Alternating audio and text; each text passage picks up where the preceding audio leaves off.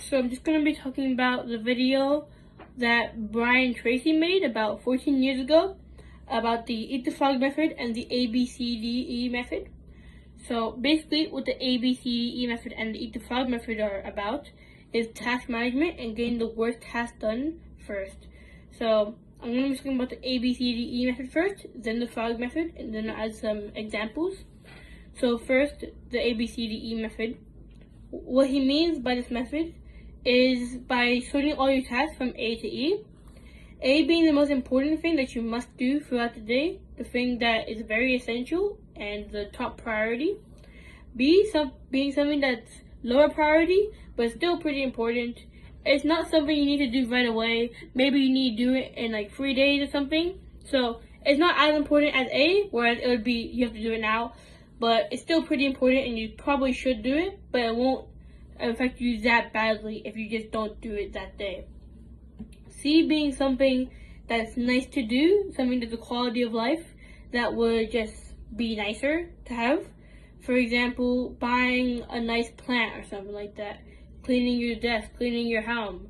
It's things like that that make your place look nicer and just add more quality to your life that are C stuff. Things that are not really important, but things you can do after you finish A and B.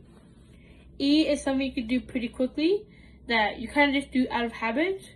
For example, maybe you have something to strive for the end of the year, for like working out every day, and just by habit you go to the gym every day without really thinking about I need to go to the gym. Things like that you used to really think about, really stress upon, but now, recently, you've been able to just automatically do it on autopilot without ever having to worry. Now about the Eat the Frog method. So basically, the idea of it is, imagine someone gave you a frog and said you have to eat this today. Some people would eat it at the end of the day, the middle, or the beginning, but you should probably eat it at the start of the day. At the start of the day. The reason for this is because if you procrastinate all day about eating the frog, you're going to worry about it so much that you're probably going to overestimate how bad it is. Sure, it's probably going to taste like absolute hell, but at least if you eat at the beginning of the day, you will have no idea and you won't think of all the ideas that could happen. If you wait at the end of the day, you might think, oh, what if I get sick? What if I actually die? Something like that, really. But if you just eat at the beginning of the day, at least you got it over with, and now for the rest of the day, you don't need to worry about eating that frog anymore.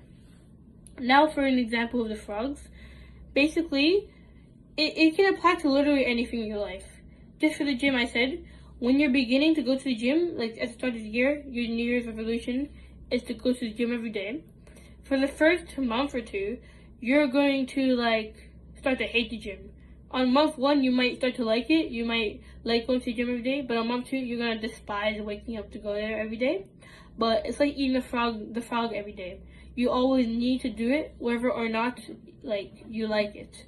It's like the ABCDE. It works with the frog. They both coincide together. That's why he talks about them in the same video, since they complement each other, and both of them can be used for the same thing. So a frog can be the A task that you need to do, and the A task can be the frog that you need to eat.